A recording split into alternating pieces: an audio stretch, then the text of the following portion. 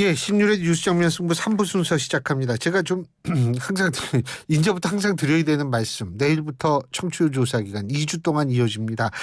여러분 지역번호 02 그리고 그 이후에 2000번대 6000번대로 오는 전화. 나는 설이 많은데요. 어쨌든 전화 꼭 받아주셔서 신율의 뉴스 정면 승부 듣고 있다라고 말씀해 주시면 저희한테 굉장히 도움이 됩니다. 좀 부탁 좀 드리겠습니다. 자, 2부 이어서 3부. 이번엔 더불어민주당 서영교 최고위원 연결해서 입장 들어보겠습니다. 서 최고위원님 안녕하세요. 예, 안녕하세요. 서영교입니다. 예. 오늘 이제 이상민 의원이 국민의힘에 입당했는데 네. 민주당에 미치는 영향이 어느 정도라고 평가하십니까? 사실은 예견되어 있었던 일이기 때문에요. 예. 예, 뭐 크게 영향이 있거나 뭐 이렇지는 않은데, 네. 저희들 불편하죠. 당에서 5선이나 하시고, 사실은 당의 중요한 역할들도 다 하셨고, 많은 사람들이 존중해 드렸고, 또 당에서도 잘 지내셨는데, 그렇게 이재명 대표를 비난을 많이 하시더니 그 당으로 가신 거에 대해서 불편합니다. 불편하고 영향은 크게 많이 있을 거라고 생각하진 않는데요. 예. 그래도 또 지역구나 이런 곳에서 좀 영향이 조금은 있겠지만 다 극복해내야죠.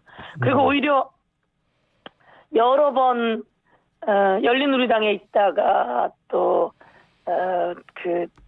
선진당으로 갔다가 자유선진당이요. 예. 네, 자유선진당으로 갔다 또다시 우리 당으로 와서 5선을 한 거 아닙니까?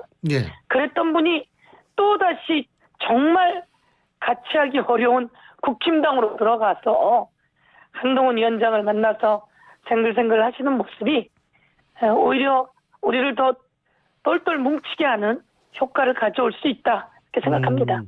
지금 서영교 최고위원님께서 지역구에 영향을 미칠 수는 있지만 이렇게 표현하셨는데 네. 그 의미를 조금만 더 자세히 설명해 줄 수 있어요?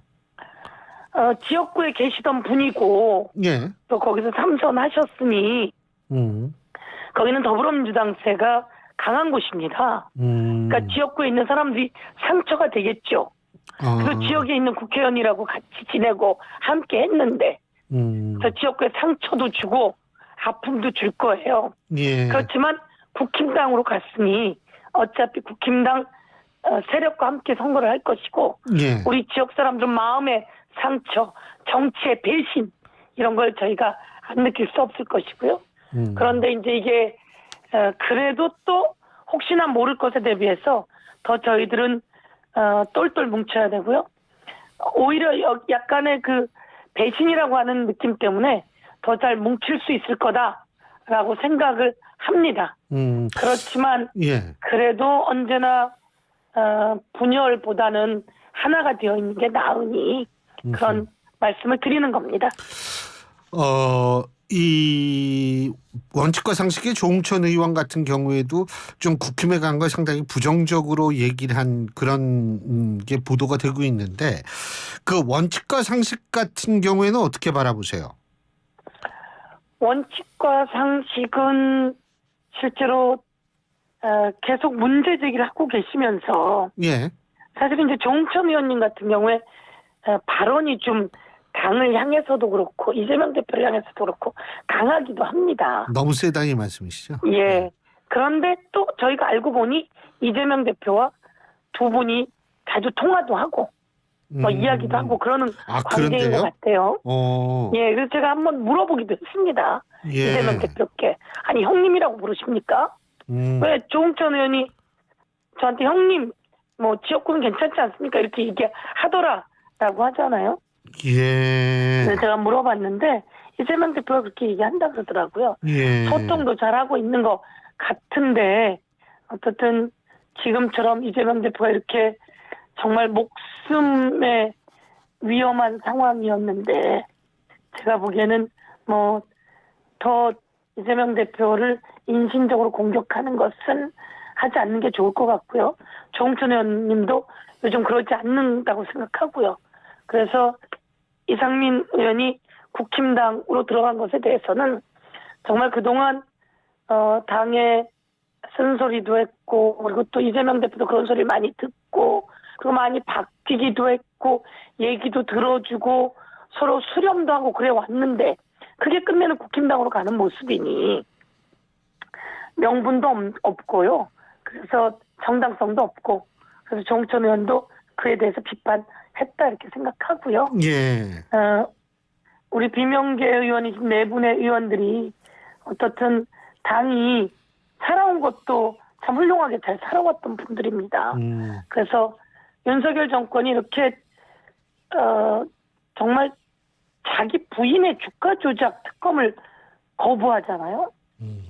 이러고 또 자신과 관련된 대장동 특검, 그 전부터 특검 막 열심히 주장했던 분이 윤석열 대통령 후보 시절이었다고 생각하는데요. 예. 영 달라져서 거부권을 자기 부인과 자신에 관련한 특검을 거부하니 그러면서 검찰 독재를 휘두르고 있는데 이런 시점에 우리 4명의 그 원칙과 상식 비명계 의원들도 윤석열 정권의 그 무도함, 무모함을 바꿔나가기 위해서 저희들하고 같이 의기투합해서 힘을 모아 나갔으면 좋겠습니다. 예.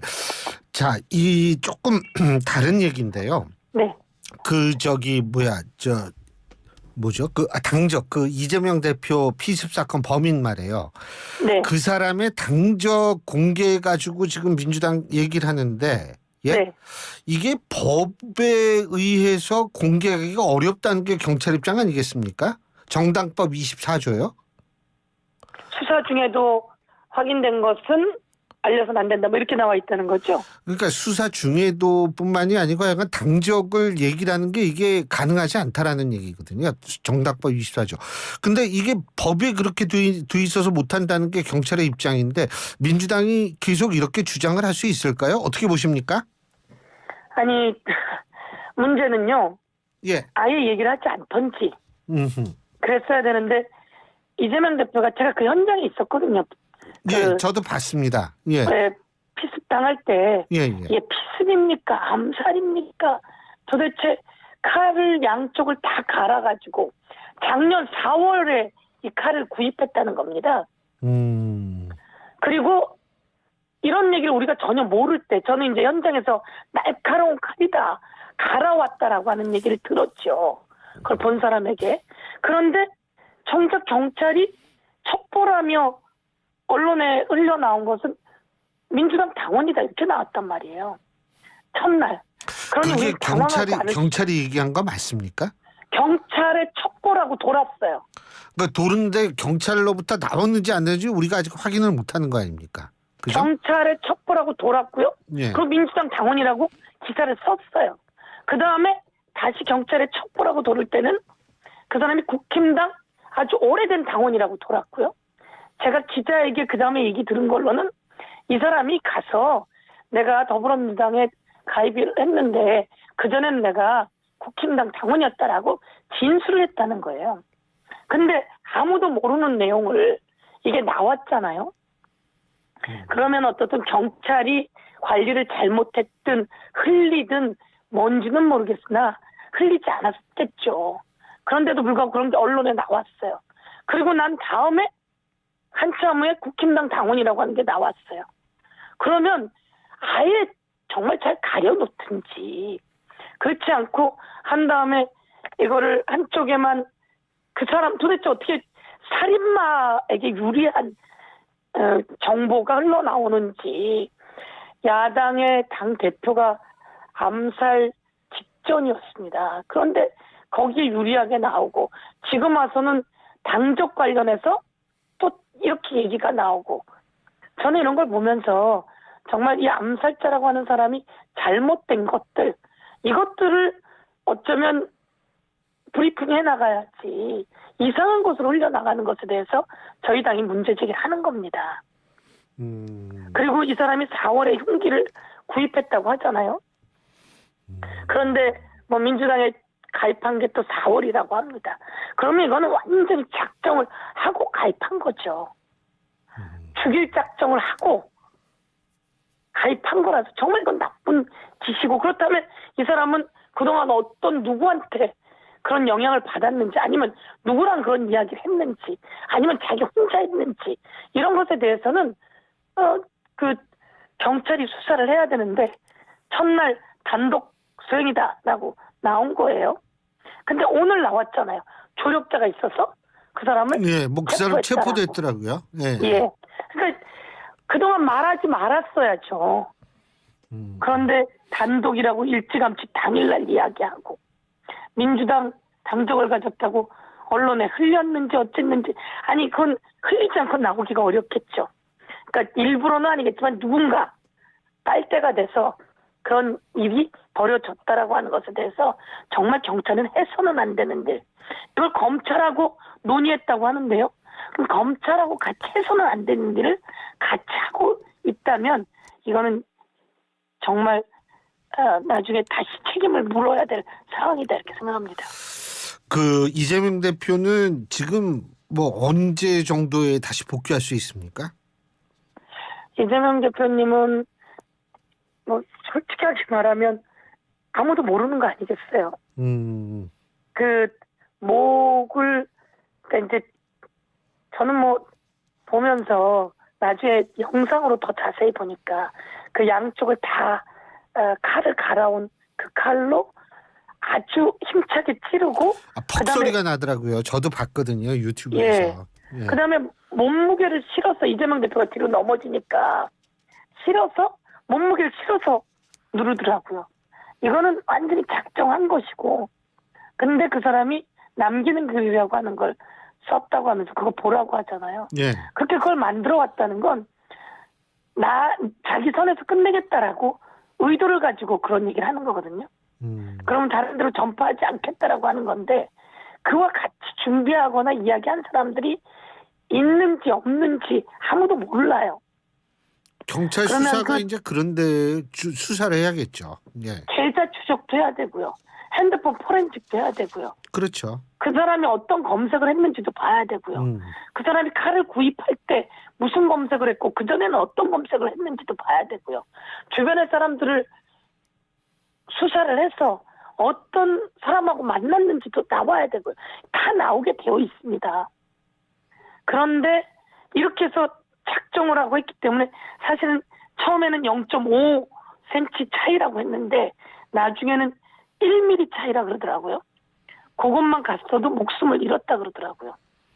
그러면 사실은 얼마나 많이 상황이 안 좋겠어요.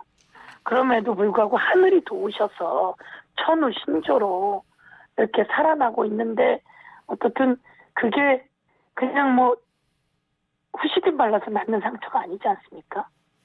저는 목숨이 위태롭기 때문에도 안정을 더 취해야 된다고 생각하고요. 그러니까 언제쯤 복귀할 것인지는 뭐 병원이 그 진료하는 것에 따라서 나올 것이라고 생각하고 그러나 그 와중에 당은 차질 없이 일을 해나가게 될 겁니다. 그리고 이재명 대표는 예. 뭐 저희 주민들이나 국민이 얘기하더라고요. 불사조다. 이제 그 어려움을 다 이겨내는 그래서 불사조처럼 살아서 나라에 큰일을 하게 될 거다 이렇게 얘기하더라고요. 그래서 저도 그렇게 되었으면 좋겠다 생각합니다. 지금 그럼에도 불구하고 지금 나오는 보도에 따르면은 11일 날 이낙연 전 대표가 탈당 신당 창당 선언을 한다 뭐 이런 얘기가 나오더라고요. 어떻게 평가하십니까? 이낙연 전 대표는 그러시면 안 되는 거죠. 특히 이런 시기에 또 그러시면 안 되는 거죠. 당에서 예. 윤석열 정권이 어떻게 하고 있는지 다 보이잖아요. 경제는 다 망가뜨려서 오죽하면 태용건설까지 워크아웃 상태가 되겠어요. 그리고 줄도산의 위기랍니다. 이렇게 경제는 다 망가뜨린 상태에서 국무회의를 자기 부인 특검을 막으려고 한 사람. 이런 상황 속에서 아니 이재명 대표에 대해서 불편하실 수도 있겠죠. 그런 게 있으신 것 같은데 그래도 윤석열 정권과 대항해서 국민을 위해서 하나 되고 특히 이재명 대표가 이렇게 어려울 때는 더 똘똘 뭉쳐서 하나 되게 어른으로서 리더로서 해나가신다면 국민이 더 따르지 않겠습니까? 저는 그래야 된다고 생각하고 그래서 11일 날 창당해서는 안 된다. 탈당해서는 안 된다. 다시 한번 말씀드리고요. 그럼에도 불구하고 하신다면 정말 국민이 실망하실 겁니다. 그리고 이러나 저러나 우리에게는 윤석열 정권에게 총선에서 더 표가 갈 수도 있는 상황이 만들어져서는 안 되기 때문에 만약에 그런 일이 있다면 국민 여러분 더욱더 더불어민주당을 아껴주시고 특히나 접경 지역, 어려운 지역에 그 탈당이 혹시 영향을 미칠 수 있습니다. 더 힘을 모아서 승리를 만들어 주시면 감사하겠다고 당부드리고 싶습니다. 지금 그 김건희 여사 특검법 말씀해 주셨는데요. 네. 어떻게 재표결은 언제 해요? 그러면 뭐를요? 재표결이요. 그저 제2로 다시 국회로 넘어왔으니까 언제가 표결해야 될 거 아닙니까? 우선 한 가지는 역대 자기 자신에 대한 대장동 특검, 자기 대통령과 관련이 돼 있잖아요. 김만배 씨가 윤석열 대통령 아버지의 집을 사고 조우영의 수사가 그때 제대로 안 되고 이런 것 관련해서도 대통령도 관련이 되어 있어요. 그 김건희 여사의 주가 조작이고. 그래서 특검을 대통령이 거부권 행사한 적은 없는 거죠. 그리고 특검에 대해서는 거부권 행사가 안 되는 겁니다. 그리고 또 자기 자신과 관련된 거거든요. 이해충돌이고 이해충돌 방지법 위반이에요. 직권남용이고요. 그리고 이것은 대통령이 거부권을 행사해서는 안 되는 분야다. 저는 이렇게 생각하고요. 그래서 저희가 이거는 해서는 안 되는 거예요. 그쪽 권한이 아니에요라고 권한쟁의 심판을 청구할 것이고요. 그래서 이것과 관련해서 지금 대통령이 거부권을 행사했으니까 이런 판단들이 좀 나오게 하면서도 저희가 법적인 상황을 보면서 제 의결 관련해서 재표결 관련해서 어떻든 논의하게 될 겁니다. 내일 국민의힘은 요구를 하게 될 것이고요. 그러나 의사일정이 합의되지 않아서 제대로 되지 않을 거다 이렇게 말씀드리겠습니다. 첫째, 그 권한쟁의 심판이 평균 500일 걸리더라고요. 500일이 넘게. 그렇습니다. 예. 그러니까 우선 최대한 빠른 것들도 보고 그렇잖아요. 이게 윤석열 대통령과 관련돼 있는 거잖아요. 거부권은요. 우선 법안이 국회에서 통과돼서 왔는데 첫 번째 헌법에 위배될 소지가 있거나 법률에 위배될 소지가 있거나 또는 예산 관련해서 무리하거나 이런 식일 때 거부권을 행사하는 거잖아요. 대통령이 국회에서 통과된 법을 거부하는 것은요. 이렇게 자기 자신과 부인이 해당되는 특검에 대해서는 거부권을 행사할 권한이 없습니다. 제가 보기에는. 근데 제 말씀은 시간이 그 정도로 오래 걸리는데 민주당은 이거 빨리 이 특검법 처리해야 된다. 그래서 패스트 트랙도 태우고 그랬던 거 아닌가요? 그렇습니다. 그렇게 했고요. 그럼 국힘당은 사실은 자신들도 국힘당 내부에서도 거부권 행사해서는 안 된다는 의견이 많고요. 그다음에 김건희 여사 특검은 통과시켜야 된다라고 하는 게 국민의 70%예요. 그래서 저는 국힘당 내에서도 많은 갈등들이 있을 것이고 이게 총선 앞두고 국힘당 지지율이 떨어지고 있잖아요. 계속. 그래서 국힘당에서도 이건 아니다라고 하는 의견이 나올 수 있도록 저희들이 노력해 보려고 합니다. 그러니까 지금 서영교 최고위원님 말씀은 이 권한쟁의 심판 결과가 나올 때까지 기다려야 한다라는 얘기인가요? 권한쟁의 심판을 저희가 검토하고 가야 되겠죠. 그거 다음에 이해충돌 방지법 위반으로 법적 조치를 취해야 되겠죠. 근데 이해충돌 방지법은 현직 대통령한테 해당이 안 되는 거 아닌가요? 소추는 안 되지만 실제로 수사라든지 이런 것들은 다 가능하지 않습니까? 그래서 그렇게 해서 문제 제기하고 국민의 여론이 만들어지고 그리고 또 국힘당도 총선에 이것이 악영향을 줄 거라는 것을 알게 된다면 또다시 논의할 수 있는 상황이 되겠죠. 그렇게 노력하고 만들어 가야 되지 않겠습니까? 예, 알겠습니다. 지금 서영교 최고위원님께서 말씀하신 70% 관련 여론조사는 국민일보가 한국갤럽을 의뢰해서 전국 18세 이상 1,033명으로 3명을 대상으로 2023년 12월 7일부터 8일까지 진행됐고요. 방식은 100% 무선전화 인터뷰 조사 방식으로 실시가 됐고 표본 오차는 95% 신뢰 기준에 플러스 마이너스 3.0%포인트, 응답률은 10.9%고요. 자세한 내용은 중앙선거 여론조사심의위원회 홈페이지를 참조하시면 되는 여론조사였습니다. 이거 안 하면 큰일 나요. 죄송합니다. 감사합니다. 근데 뻔히 나와 있고 국민일보와 함께 나와 있는데도 불구하고 특검법에 대해서 이런 얘기를 하면서 그런 걱정을 해야 되니 참 안타까운 현실입니다. 자꾸 자기 검열들도 들어가야 되고요. 근데 대통령은 국민을 바라보고 국민을 안고 국민을 위한 그리고 자기는 좀 희생하고 예. 자기 가족도 희생해야 되는데 그런 건 전혀 아닌 주가조작 범죄는 수사해야 되잖아요. 그렇죠. 예. 하여간 여러 가지 면에 있어서 말들이 나오니까 예. 예. 저 내일 아침에 일찍 출근하세요? 예, 그렇습니다. 내일 아침에 대설특보 내렸습니다. 모처럼 예. 준비 잔단히 하고 나가시고요. 오늘 말씀 여기까지 듣겠습니다. 예, 국민 여러분께서도 조심하시고요. 예, 감사합니다. 고맙습니다. 오늘 말씀 잘 들었습니다. 고맙습니다. 감사합니다. 지금까지 더불어민주당 서영교 최고위원이었습니다.